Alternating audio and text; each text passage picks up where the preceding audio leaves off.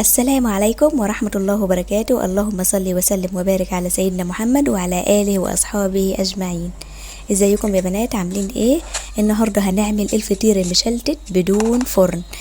فاتها كتير اللي ما جربتش الفطير المشلتت في الطاسة بدون فرن بأسهل طريقة، توريق وأي نوع سمنة، والنتيجة انت اللي هتحكمي بنفسك.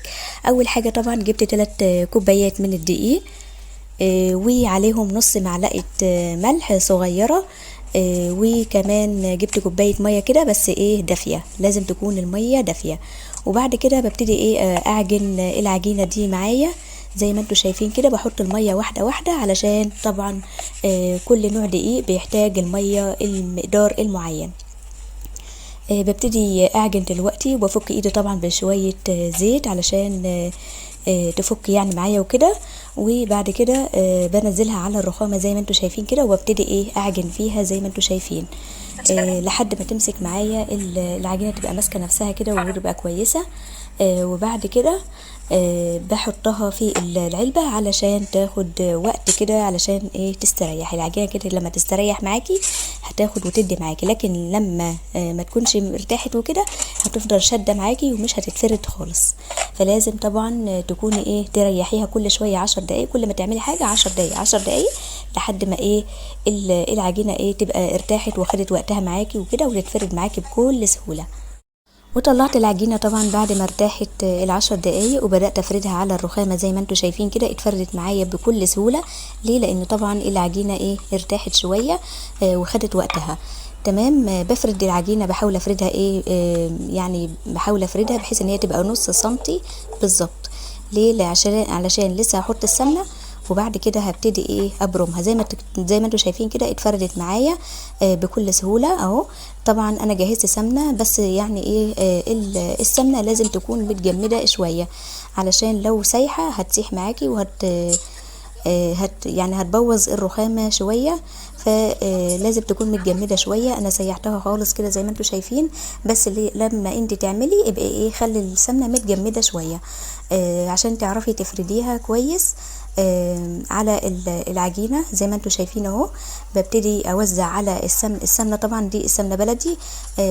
لو انت عايزة مثلا حبة سمنة عادية، زبدة عادية، ماشي. دي سمنة بلدي على زبدة، على معلقتين زبدة صغيرين. وحطيت وسيحتهم مع بعض زي ما انتوا شايفين كده. وبعد كده فرشتهم على اللي هي ايه عملت كده طبقة على العجينة اللي انا ايه فردتها. وببرم العجينة زي ما انتوا شايفين كده. بعد ما حطيت السمنة ببرمها كده لحد ما تبقى ايه تتلف كده، وتبقى زي ايه العيش التوست كده. هبتدي ايه اقفلها مع بعضها كده زي ما انتوا شايفين اهو، واحدة واحدة كده، علشان السمنة ما تطلعش مني بره اهو زي ما انتوا شايفين. وابتدي اقفل، وبعد كده هسيبها طبعا ترتاح برضو 10 دقايق، وهبتدي اقطعها بعد كده. بعد ما العجينة ارتاحت كده زي ما انتوا شايفين، هبتدي اقطعها بالسكينة قطع صغيرة كده زي ما انتوا شايفين اهو. وهبتدي احطهم في طبق طبعا علشان ابتدي افردهم. طبعا هم مليانين من السمنة والزبدة اللي انا كنت ايه حطها عليهم كده، بس برضو هندهن حبة زبدة او سمنة صغيرين برضو جواهم كده علشان التوريقة وطعمه هيبقى تحفة. طبعا هما ال3 كوبايات عملوا معايا 6 فطاير. 3 كوبايات عملوا معايا كده ايه 6 فطاير. تمام. بعد ما سبتهم يرتاحوا، بعد ما قطعتهم بدأت ايه افرد العجينة حتة صغيرة، واحط جواها زي معلقة سمنة كده على زبدة زي ما انتوا شايفين. بفرد فردة صغيرة، واحط يعني معلقة كده حلوة ايه، واقفل عليهم واسيبهم ايه برضو شوية كده تاني. هو بس اهم حاجة ان العجينة ترتاح معاكي علشان تعرفي تفرديها ان شاء الله باذن الله هتبقى كويسة جدا معاكي واحدة واحدة كده. وانا بعملهم هم طبعا عملوا معايا 6 فطاير زي ما انتوا شايفين كده، وحطيتهم كده على جنب برضو شوية. هبتدي بقى ايه اجهز الطاسة. انا عندي كده طاستين، هبتدي ايه اعمل فيهم بسرعة علشان اخلص الوقت، علشان الحق انجز يعني وكده. حطيت طاستين على النار، بس النار لازم تكون هاديه جدا جدا كانك بتسوي الرز، علشان لو معليه النار ممكن الطبقه الاولانيه بس من الفطير منك تتحرق والباقي كله يفضل ايه ني من جوه.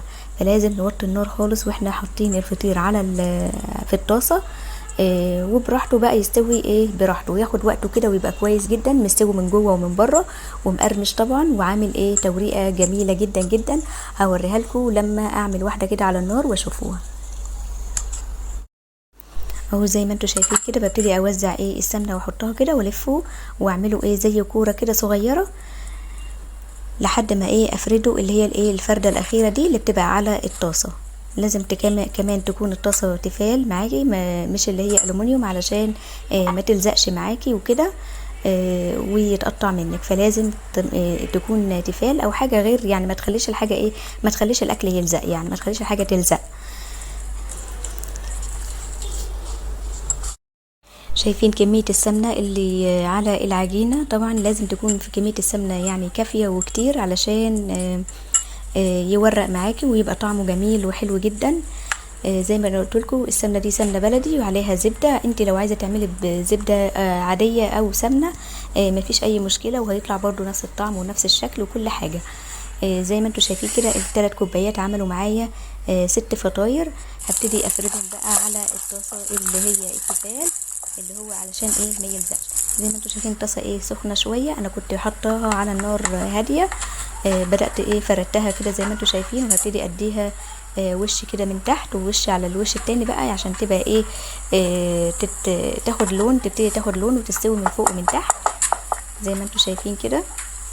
ولازم طبعا تستخدمي معلقه خشب علشان التيفال ما يتجرحش منك. اهو بدا ياخد وش زي ما انتوا شايفين وشكله تحفه وروعه. شايفين التوريقه اللي فيه دي؟ اول لما يبتدي يدخل على سوا هتلاقوه برضو ان هو ايه بانت فيه اكتر اللي هو التوريقه دي. وطبعا لازم الفطير بيحب السمنه كتير، فلازم تحطي كميه حلوه كده علشان يبتدي يورق معاكي ويبقى حلو جدا. زي ما انت شايفه كده اهو ببتدي اقلبه علشان هو كده اخد وش. لسه كمان هقلبه على الناحيه التانية برضو واشوف كده. زي ما انتوا شايفين كده شكله حلو اهو، ودي اللي هو الحجم الصغير. يبقى انا عملت 3 كوبايات اللي عملوا معايا 6 فطاير من الحجم الصغير. تمام. طبعا لو شاريهم من بره هيعملوا لك مبلغ. دول 3 كوبايات بس وعليهم معلقه ملح صغيره، معلقه ملح صغيره اللي هي معلقه الشاي دي. وبعد كده طبعا هو بياخد سمنه كتير، فال3 كوبايات دول عملوا معايا 6 فطاير. شوفي بقى 6 فطاير من بره هيبقى سعرهم ايه وهيبقوا بكام.